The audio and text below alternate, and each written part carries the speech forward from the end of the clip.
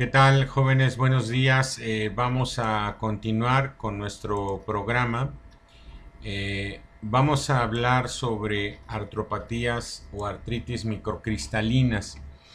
Gran parte del conocimiento de estas artritis las debemos, entre otras personas, al doctor Eliseo Pascual. Hay muchísima investigación sobre gota de parte de la comunidad reumatológica española, también de la mexicana, por supuesto, del Hospital General de México. Y esos son los créditos que hay que dar. Los conceptos son muy importantes. La gota es el depósito de cristales de urato monosódico. Si bien las principales órganos o blancos son las estructuras articulares, también pueden depositarse a nivel periarticular. Esto requiere de que las concentraciones de ácido úrico sean elevadas en la sangre, y esta hiperuricemia generalmente va a preceder a la aparición de los síntomas. El sistema inmunológico reconoce a estos cristales como una señal de peligro y responde con la inducción de interleucina 1 beta, produciendo un fenómeno inflamatorio. Esta inflamación persiste alrededor del depósito de los cristales, ya sea intraarticular o periarticular, y esta es lo que va a manifestar el paciente, una inflamación que ya veremos clínicamente es alrededor de la articulación de la primera metatarso-falángica, el dedo gordo, vaya, el primer ortejo, lo que se conoce como podagna. Si no se da tratamiento, si no se detecta adecuadamente a estos pacientes, la acumulación de cristales puede dar lugar a lo que se conoce como tofos. Si alguien tiene tofos o si vemos un paciente con tofos, querrá decir que el diagnóstico o ha sido muy tardío o que el tratamiento de su enfermedad ha sido inadecuado. Además de esto, la gota hoy día se considera como un factor de riesgo a nivel cardiovascular. Esto lo habrán podido ver o lo irán a ver en cardiología, ya que acelera, como otras enfermedades autoinmunes, el proceso de arteriosclerosis. Y esto se le atribuye o se le ha atribuido a la inflamación persistente que producen los cristales de urato monosódico depositados en la articulación o a nivel periarticular. Recientemente ha cambiado este concepto de la gota como una enfermedad episódica, intermitente, benigna, que solamente se despertaba por comer una carne roja, por tomar algo de alcohol, a una enfermedad crónica, sistémica, metabólica, que puede afectar a nivel cardiovascular y a nivel renal. Y esto lo digo para hacer más conciencia sobre el diagnóstico de la enfermedad a ustedes como médicos y a los pacientes, hacerles ver que estamos ante una enfermedad que no es nada sencillo. Si se reducen los niveles de uricemia a valores normales, se disolverán los cristales de urato monosódico, tanto en estructuras articulares como en periarticulares. La gota, por lo tanto, se considera una enfermedad curable. En España, la gota es la causa de artritis aguda más común. Esta es la prevalencia 2.4, el intervalo de confianza, hombres 4.5, mujeres 0.38. Como pueden ver, es mucho más frecuente en los hombres. Y hay una razón en la que se explica que los diferentes niveles de uricemia en hombres y mujeres es a nivel renal, sobre todo. Eso explicaría la diferencia.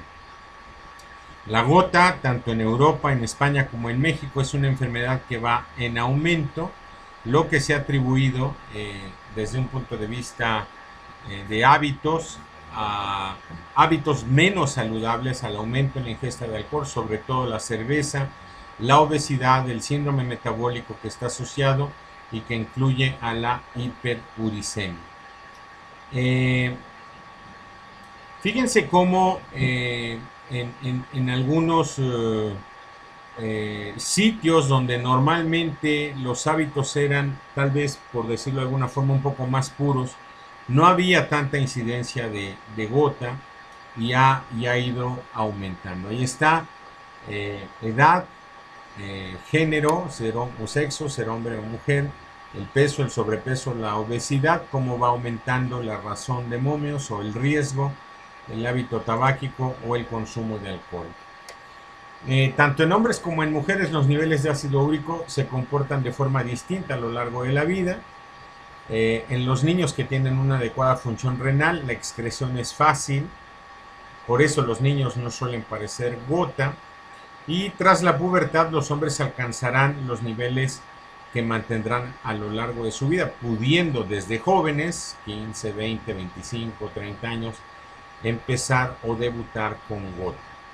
En las mujeres, y esto lo describió Hipócrates, en las mujeres hasta antes de la menopausia hay un manejo bastante adecuado de la uricemia, sobre todo a nivel renal. Solamente cuando viene la menopausia es cuando vemos mujeres con gota postmenopáusicas. Esto grábenselo, porque a nivel de prevalencia es un dato muy importante, sobre todo cuando una paciente o una mujer llega a nuestro consultorio y ya llega con un examen de hiperuricemia. Tengan mucho cuidado, no necesariamente se puede tratar de un paciente con gota. Fíjense ustedes, el producto final del catabolismo de ácidos nucleicos es la lantoína. Esta molécula es muy soluble y no plantea problemas. La lantoína resulta en la degradación del ácido úrico por una enzima que se llama uricasa. Y la uricasa está presente en los mamíferos. Esta uricasa ha sufrido una evolución, modificaciones genéticas, por lo que ha ido perdiéndose su actividad. Hay mutaciones, tanto en los seres humanos como en los chimpancés. En algunos casos queda inactiva y al no degradarse, el ácido úrico debe excretarse y sus niveles han ido progresando a lo largo del tiempo. En el ser humano puede llegar hasta 6, de hecho 6 por debajo de 6 se considera un nivel normal. Deben ustedes de saber que los niveles de ácido úrico o el ácido úrico es necesario para la vida. Nadie podría tener 0 de ácido úrico y estar vivo. O sea, tiene actividades que van incluidas por ejemplo, en propiedades antioxidantes, y nuestra alimentación, algunas mutaciones de estos genes han sido responsables de que cuando se eleva por arriba del 6, del 7, del 8, del 9 y es persistente, ocurre la enfermedad. El ácido úrico contribuye a mantener la tensión arterial y en determinado momento puede haber contribuido a la bipedestación. Para el que me pregunte por qué contribuyó a la bipedestación, ahí está la referencia que podría consultar y platicarnos qué es lo que puede encontrar. Los cristales de urato monosódico se forman inicialmente en la superficie del cartílago. Las inserciones tendinosas, por ejemplo el tendón de Aquiles o el tendón rotuliano, y a este nivel, o sea, intratendinoso, se forman los tofos antes del primer ataque. La ecografía o el ultrasonido que les he mostrado en el contexto de artritis reumatoide o de artrosis permite detectar estos depósitos con facilidad. Y aquí vemos una cosa que se tienen que grabar, el signo del doble contorno, que es el depósito de los cristales de urato monosódico. Aquí se observa en la rodilla, en la línea inferior es del hueso subcondral, pero al signo se le llama signo del doble contorno. Las flechas marcan el depósito de urato monosódico en el tendón rotuliano, y este es un tofo marcado por flechas con este halo anecoico Esto se puede ver por ecografía, perdón. Esto se puede ver por tomografía. La ecografía, en el caso de la gota, es un gran aliado para el reumatólogo desde el punto de vista diagnóstico. También existe un método que se llama tomografía computarizada de doble energía. Y en este caso, el software de la máquina permite ver de color verde cuál es el área ocupada por los cristales de urato monosódico. Por ejemplo, aquí en esta mano, el verde nos dice inequívocamente que se trata de urato monosódico. No puede detectar depósitos pequeños, pero sí que lo puede hacer cuando se han acumulado depósitos no solamente a nivel articular o periarticular, sino también raquídeos o viscerales. Fíjense ustedes cómo la microscopía de luz polarizada ha permitido encontrar ciertas características de los tofos, de los cristales de urato monosódico, como son que la forma sea de aguja y la característica de birrefringencia. Entonces observen cómo la luz polarizada, aquí se muestran bandas de tejido desprendidos de la superficie articular y con cristales. Miren los colores que se hacen. La figura número 4, en zonas de tofos formadas únicamente por cristales, estos adquieren estructuras en abanico. También se les conoce como esferulitis. Déjenme retirar esto de la pantalla. Entonces, fíjense cómo los cristales se acumulan. Si esto está en tejidos, también pueden estar en líquidos, y en líquido pueden aparecer un poquito más dispersos. Pero lo importante es que los podemos ver a la microscopía de luz polarizada.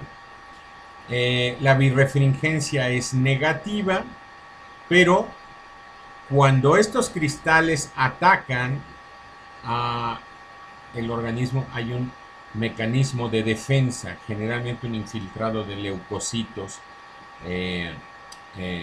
que defienden al organismo del ataque de estos cristales.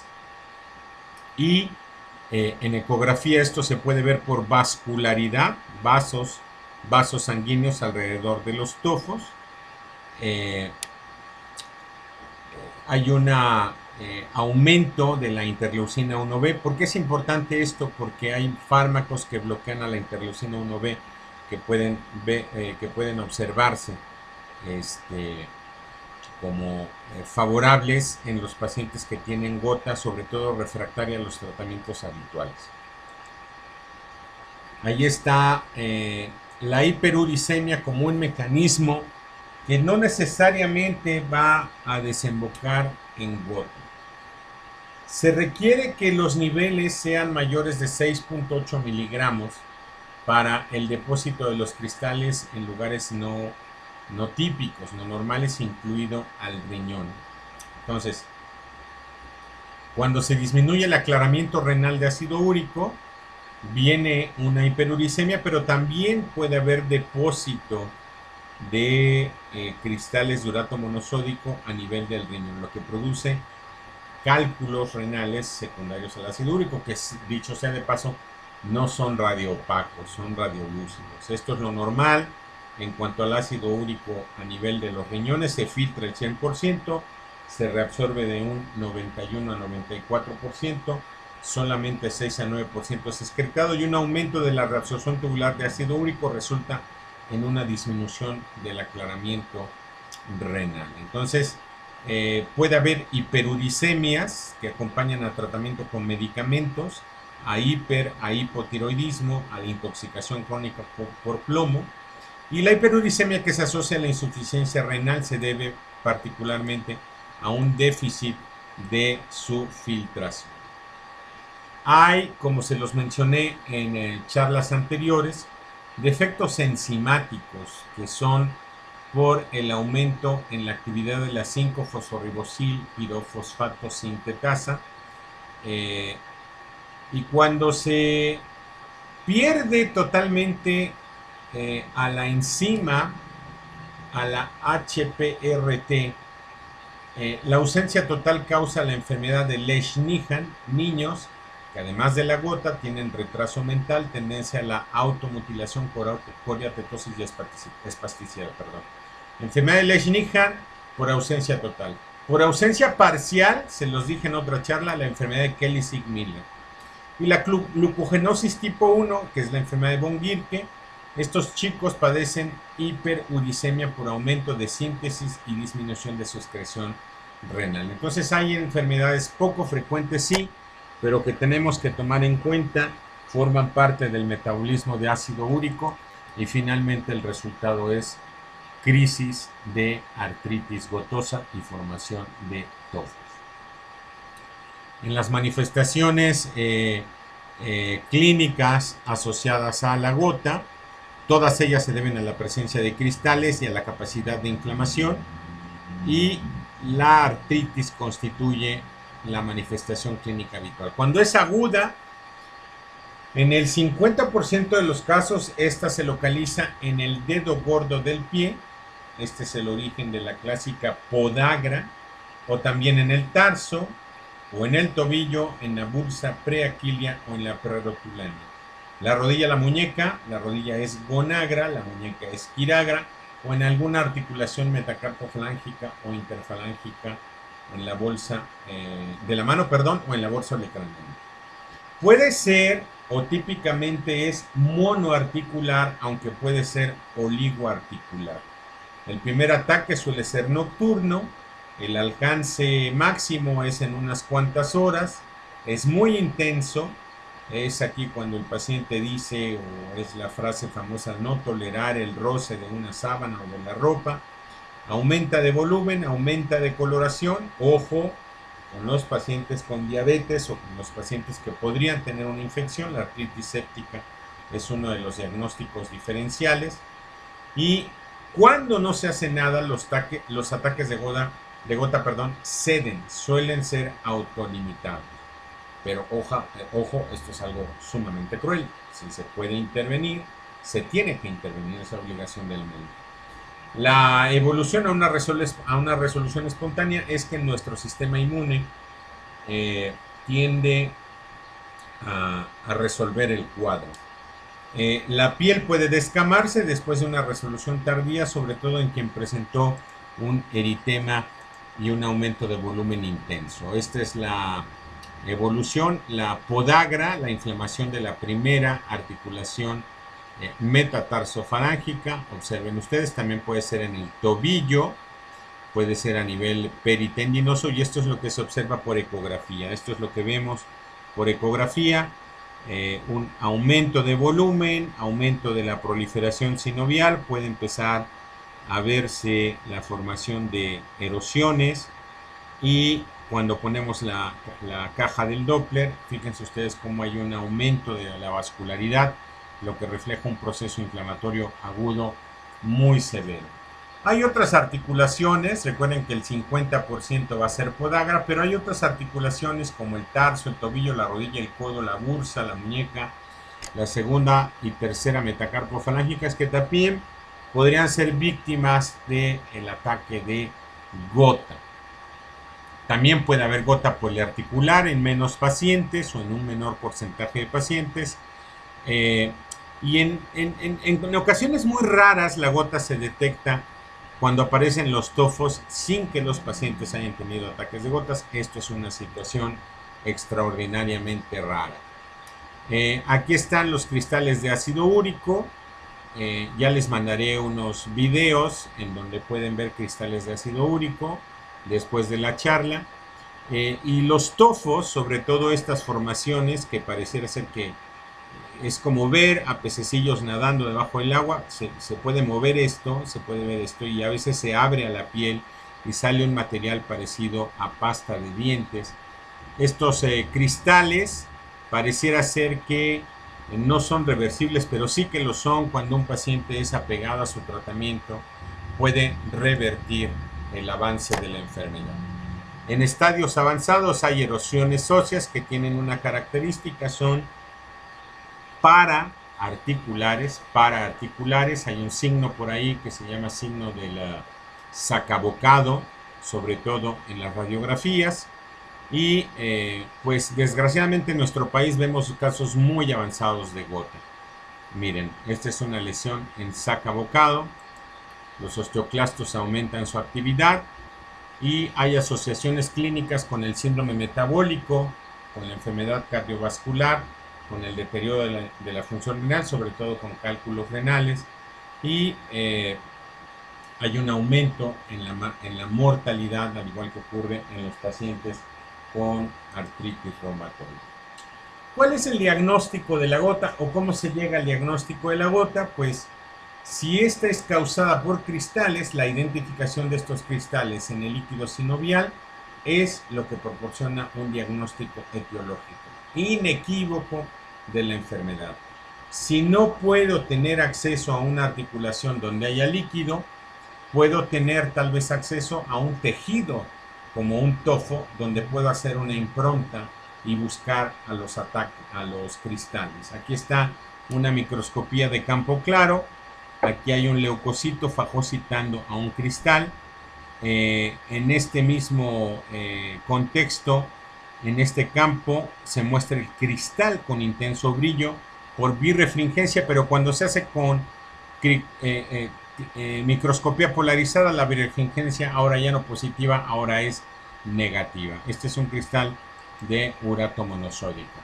La radiología puede ayudar, aunque en etapas muy avanzadas, la ecografía ayuda aún en etapas tempranas, sobre todo con el signo del doble contorno. El ataque de doble energía, sepan ustedes que en los criterios actuales de EULAR, tanto la ecografía como la tomografía de doble energía forman parte de los criterios diagnósticos y nos pueden dar una evaluación de qué es lo que ha hecho la enfermedad a lo largo del tiempo. Los niveles de uratos no son útiles, grábenselo por favor, no son útiles para el diagnóstico, sin embargo sí son útiles para el seguimiento de la enfermedad, ¿de acuerdo?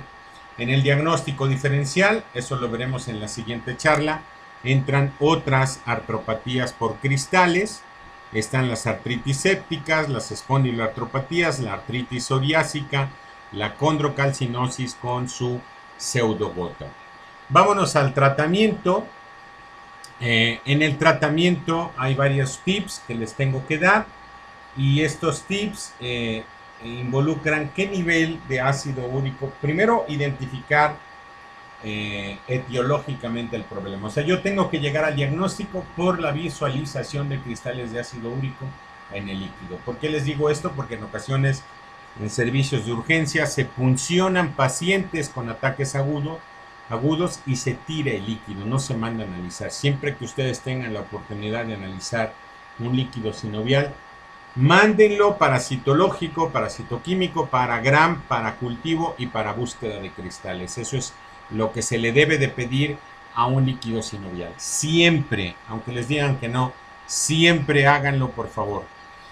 Ya que identifiqué a mi paciente como portador de gota, un objetivo es que la uricemia siempre deba ser menor a 6 miligramos. Y ya veremos algunas pautas de tratamiento.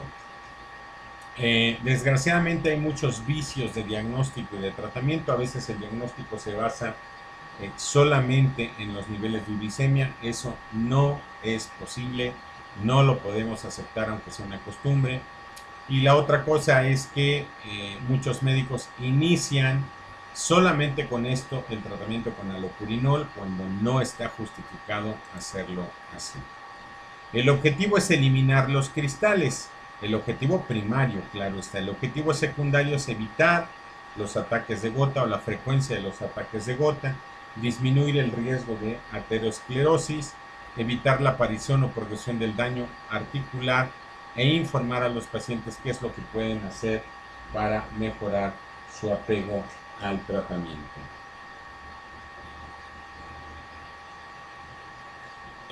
Vamos a seguir con esto. Para reducir La uricemia, recurrimos a inhibidores de la jantina oxidasa. El número 1 es el allopurinol. Se tiene muchísima experiencia. Aquí está el mecanismo de acción. Sabemos que hasta 5% de los pacientes pueden desarrollar algún tipo de alergia o de intolerancia al allopurinol. 5% no es un número menor, pero hay otras alternativas. El descenso en la uricemia, iniciando con 50 a 100 miligramos de allopurinol y subiéndolo cada 7-5 días en iguales dosis hasta alcanzar la uricemia deseada, esto es 300